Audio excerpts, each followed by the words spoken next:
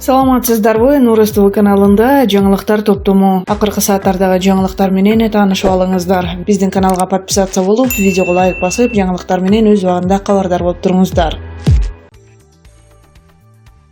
Жалал-Абад шаарынын мэри Мураталы Тагаев өзүнүн бир тууган агасы Абдималик Тагаевди шаар мэриясына караштуу жүргүнчүлөрдү ташуу агенттигинин башчылыгына дайындады. Бул маалыматты мэрияга караштуу маалымат борбору Азаттыкка ырастады. Маалыматка ылайык, агенттиктин мурунку башчысы өз каалоосу менен жумушун тапшыргандыктан анын орду бош турган. 21 августта шаар мэри Абдималик Тагаевди арызынын негизинде башчылыкка бекитти. Жүргүнчүлөрдү ташуу агенттиги шаардагы ички маршруттук каттамдарды көзөмөлдөйт. 52 жаштагы Абдималик Тагаев буга чейин Жалал-Абад тазалык ишканасында жоопту адис. Андан соң Газпром Кыргызстан компаниясы куруп берген шаардагы ден соолукту чыңдоочу борбордо жетекчи болуп иштеп турган. Тагаевтердин дагы бир башка тууганы Абибилла Тагаев президенттин иниси Асылбек Жээнбековдун кудасы экени белгилүү.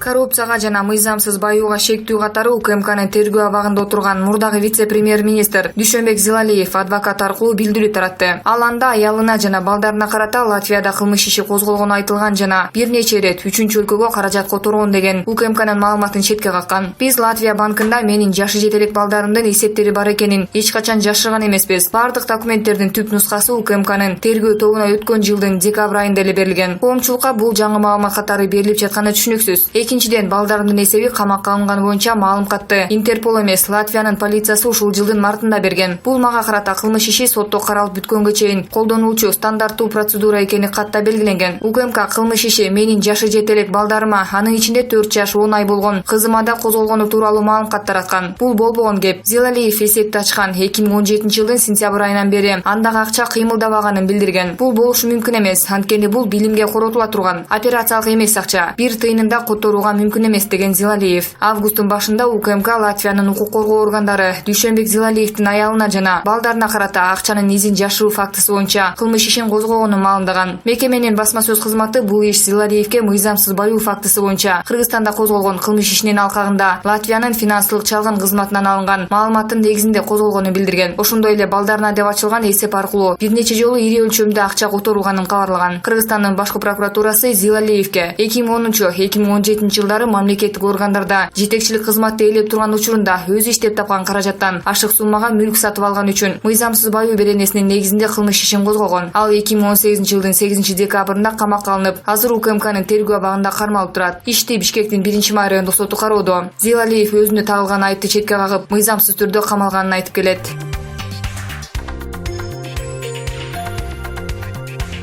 Баткен облусунун мурдагы прокурору Нарбай Мамажакыповдун өлүмү үчүн шексин алып жаткан Мелис Халыковдун жакындары башкы прокурор Өткүрбек Жамшитовду күбө катары сотко катышуу үчүн чакырышты. Бул тууралуу Азаттыкка айыпталуучунун бир тууганы Дамира Калыкова билдирди. Биз окуя болгон жерде биринчи жолу экспертиза жүргүзгөн, көргөн адамдарды күбө катары чакырууну соттон суранганбыз. Судья Кудаяров силерге керек болсо өзүңөр чакыргыла деп жатат. Ал күбөлөр эмнеге келбей жатат деген суроону да койгон жок. Окуя болгон учурда барып көргөн башкы прокурор да күбө катары келсин деп жазганбыз. Башкы прокуратуранын басма сөз кызматы бул боюнча маалымат аларга келип түшпөгөнүн, сот жана сотко катышкан прокурор буга байланыштуу кабар бербегенин билдирди. 43 жаштагы Нарбай Мамажакыпов 2018 жылы ноябрда киши колду болгон. Анын сөөгү Баткенде тоо арасынан табылган. Окуя боюнча кылмыш жаза кодексинин киши өлтүрүү беренеси менен иш козголгон. Кылмышка шектүү катары Баткен облустук капиталдык курулуш башкармалыгынын ошол кездеги башчысы Мелис Халыков кармалган. Учурда ал Ош шаарындагы тергөө абагында жатат. Халыков өзүнө коюлган айыптарды мойнуна албай келет. Иш Ош шаардык сотунда каралууда. Кийинки отурум 2 сентябрда болот.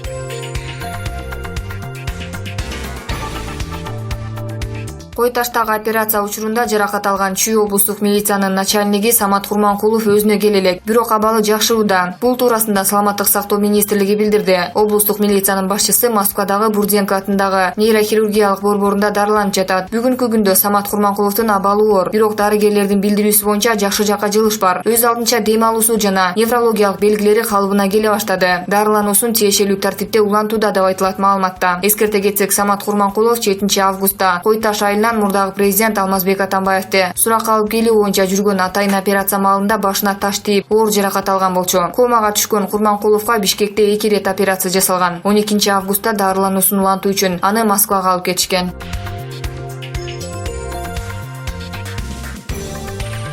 Курсан Асанов күч органдарынын арасында, ошол эле учурда жөнөкөй элдин ичинде да чоң кадыр баркайы. Ушундай пикири менен Вести КЖ сайтына УКМКнын башкармалыгынын мурдагы башчысы, саясаттануучу Максат Мамытканов ИИМдин мурдагы орун басарынын үй камагына алынышын чечмелеп жатып бөлүштү. Асанов турмушта болгон өтө кыйын абалдарда өзүнүн өзгөчө кесипкөйлүгүн көрсөткөн офицер, деди эксперт. Ал кабинетте отурган генералдардан эмес. Сөз 2010-жылдагы ош окуялары, баш көтөргөн террористтик окуялар туурасында жана анын өзүнө иш козгошкон акыркы окуялар жөнүндө болуп жатат. Учурдагы саясий абалдагы көз караштан улам аны камакта кармоо бийликтин эң чоң катасы болмок. Иш козголуп тергөө жүрүп жаткандыгына байланыштуу сот анын баш коргоо чарасын карап чечим кабыл алганга мажбур болчу. Албетте үй камагы мыйзам боюнча колдонула турган эң төмөнкү чара болгон. Бул нормалдуу көрүнүш. Мамыткановдун пикиринде Асановду камакка алышканда кеңири коомдук резонансты чакырышмак. Анын эл арасында жогорку кадыр баркы бар деп кайталады саясаттануучу. Эгер Асановду жөнөкөй уру, паракор, бандит катары камакка алышканда эл аны такыр башкача кабыл алмак. Андай нерсе коомчулуктун арасында чоң наразычылыкты жаратмак. Курсан Асановго айып катары тагылып жаткандарды кылмыш деп эсептештин өзү туура эмес. Ага тагылып жаткан айыптын ооругу менен ал алдын алган окуянын ооругун салыштырып болбойт. Эсиңиздерде болсо, жакында эле Ички иштер министринин мурдагы орун басары Курсан Асановду үй камагына алышкан.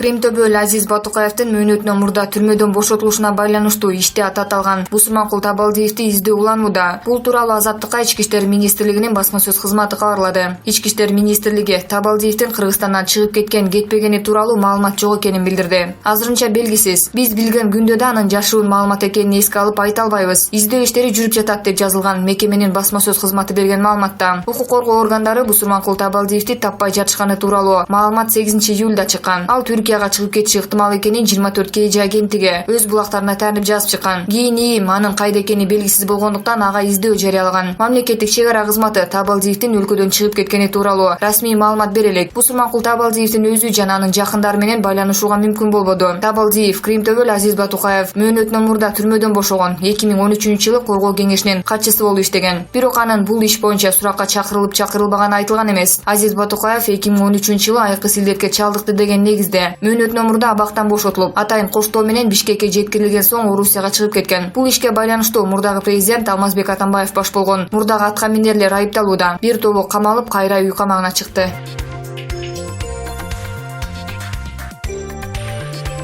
Экс-депутат Мээрбек Мискенбаевдин апасы Талика Мискенбаева каза болду. Бул тууралуу бүгүн 28 августта Супер КЖ порталына анын айылдаштары билдирди. Маалыматка ылайык, Мискенбаевдин апасы кечээ 27 августта рак оорусунан улам каза болду. Анын сөөгү эртең 29 августта саат 10:00 Талас облусунун Кара Буура районуна караштуу Кайнар айылында коюлат. Супер КЖ порталы Талика Мискенбаеванын үй бүлөсүнө, жакындарына терең кайгыруу менен көңүл айтып, аза кайгысын тең бөлүшөт.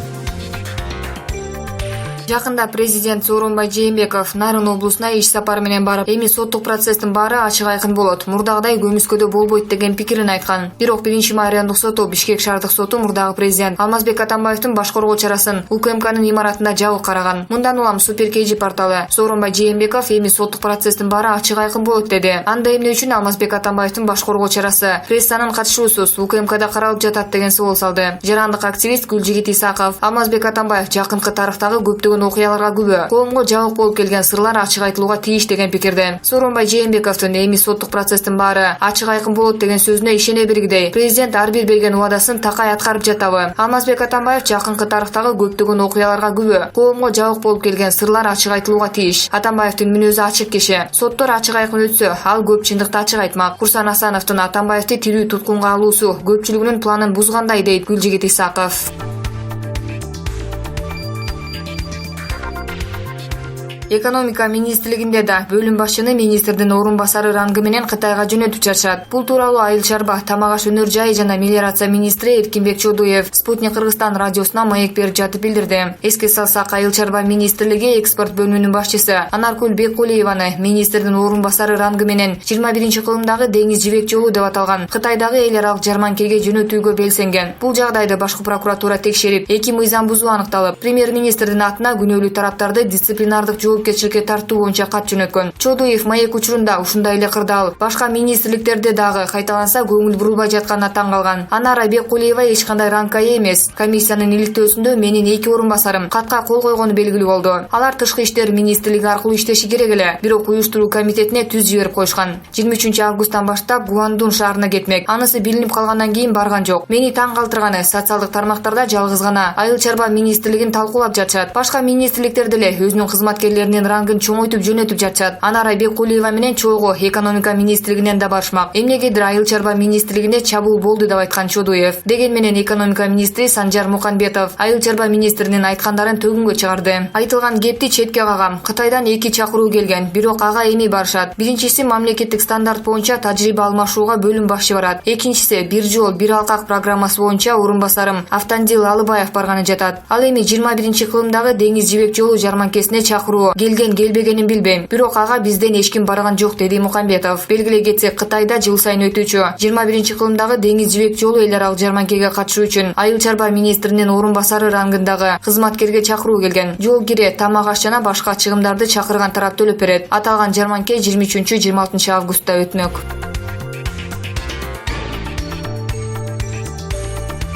Бишкектин 1-Май райондук соту Ата Мекен партиясынын түрмөдө жаза мөөнөтүн өтөп жаткан лидери Өмүрбек Текебаев менен экс-министр мурдагы элчи Дүйшөнкул Чотоновдун ишин кайра кароону 29 августка белгиледи. Бул тууралуу адвокат Талайгүл Токтакунова билдирди. Анын айтымында жактоочулар аталган саясатчылардын бөгөт чарасын өзгөртүүнү өтүнүп, сотко кайрылышты. Сот эми саясатчылардын бөгөт чарасын кароо менен башталат. Биз арызда Текебаевди өлкөдөн тышка чыкпоо жөнүндө тилкат менен абактан бошотууну сурандык. Ал киши чыгып калса, энеси менен учурашууга мүмкүнчүлүк алышы керек, деди ал. Адвокаттын айтымында ишти 1-Май райондук сотунун төрайымы Айнура Сатарова карайт. Текебаев менен Чотонов сот отурумуна жеткирилет. Саясатчылардын иши 29 августтан тартып кайра карала баштай турганын 1-Май райондук соту да ырастады. Жогорку сот 21 августта Өмүрбек Текебаев менен Дүйшөнкул Чотоновдун ишин жаңычылган жагдайларга байланыштуу карап, мурдагы чечимдердин баарын жокко чыгарган. Иш 1-Май райондук сотуна кайра кароого жөнөтүлгөн. Текебаев менен Чотонов орусиялык жаран Леонид Маевскийден пара алды деген көрсөтмөнүн негизинде 2017-жылы ар бири 8 жылдан түрмөгө кесилген. Эми жаңы жагдай боюнча бул эки саясатчы акталып калары да мүмкүн. Анткени коомчулук менен соттордун маанайы ошол багытта. Бийлик да мурдагыдай сотторго көрсөтмө бере албайт. Андыктан эгер Текебаев акталып калса, саясатты да нөлдөн баштап жаңыча иш жүргүзөрү анык. Булак майдан.